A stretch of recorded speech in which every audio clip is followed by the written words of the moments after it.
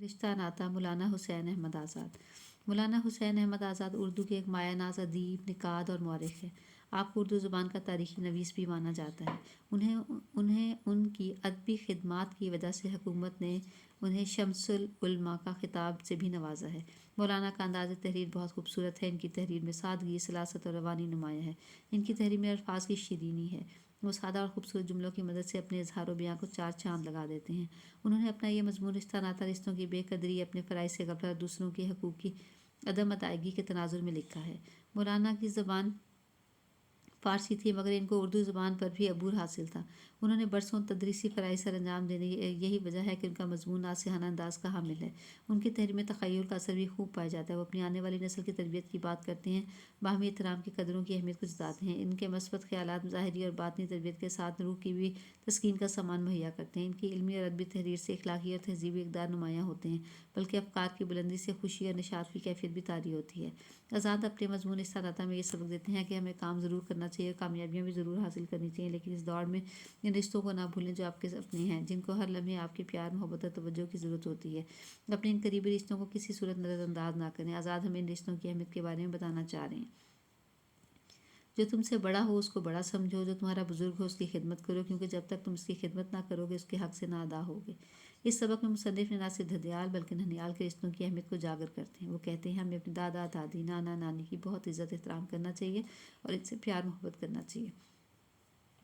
جب وہ ماں باپ کے بزرگ ہیں تو تم کو بھی ان کا ادب کرنا واجب ہے، کیونکہ وہ بزرگوں کے بزرگ ہیں، اور چونکہ ان کا رتبہ اور عقل بنسبت ماں باپ کے بھی زیادہ پختہ ہے، اس لیے ان کی پیروی اور اطاعت زیادہ تر فائدہ مند ہوگی۔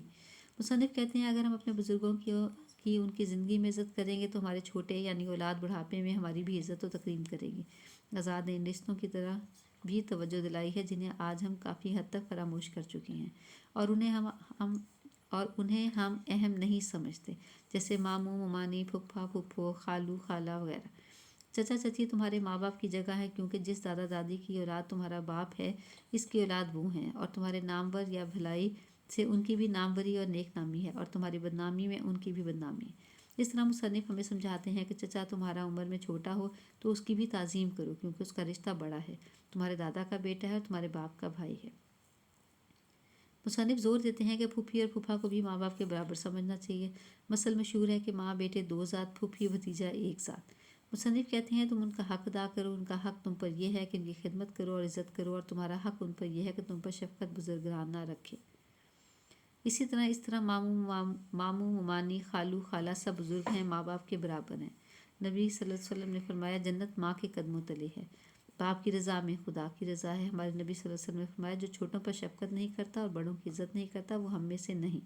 مصنف ہمیں اس بات کا شعور دلانا چاہتے ہیں کہ ہمیں ان رشتوں کی قدر کرنی چاہیے، کیونکہ ان سے بگاڑنا دنیاوی فتنے کا باعث ہے، پھر یہ معاملے آخرت تک جاتا ہے، اس لیے ہمیں ان کے حقوق کا خیال رکھنا چاہیے۔ مصنف ایک جگہ کہتے ہیں مثل مشہور ہے کہ بڑا بھائی باپ برابر۔ اس طرح مثل مشہور ہے کہ بیٹا بیٹی سے زیادہ بھائی بہن پیارے ہوتے ہیں۔ اس طرح مصنف نے استاد کے رتبے کی طرف توجہ دلائی ہے، یہ ہماری تربیت کرتا ہے روحانی طور پر بھی، اور ہمیں استاد کی عزت کرنی چاہیے۔ ان کے سامنے بولنا نہیں چاہیے، ان کی بات کو رد نہیں کرنا چاہیے، ان کے سامنے یہ باادب بیٹھنا چاہیے، ان کے آگے نہیں چلنا چاہیے۔ استاد کا رتبہ بھی باپ کے برابر ہے۔ باپ پرورش جسمانی کرتا ہے اور استاد پرورش روحانی۔ آزاد نے ماں اور باپ کی عزت اور احترام پر بہت توجہ دلائی ہے۔ اگر تم اپنے ماں باپ سے خود سر رہے تو عجب نہیں کہ تمہاری اولاد بھی تم سے سرکش رہے۔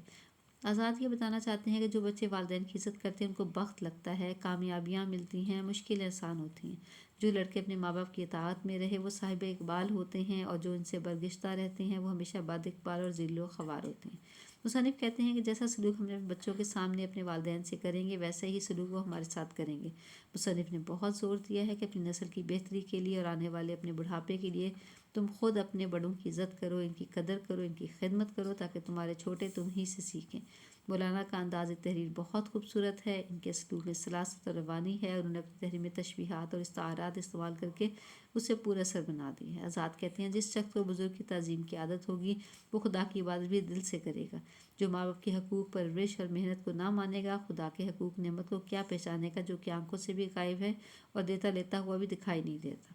مختصر یہ کہ آج کے دور میں یہ رشتوں کی ناقدری نے ہمیں اس نہج پر پہنچا دیا ہے کہ ان سب کے ہوتے ہوئے بھی ہم ان سب سے دور ہیں۔ ہمارے اندر بے حسی پیدا ہو گئی ہے جس کی وجہ سے ہمارا معاشرہ اضطراب کا شکار ہے۔ اس طرح کے معاشرے میں ہمیشہ بے سکونی رہ جاتی ہے۔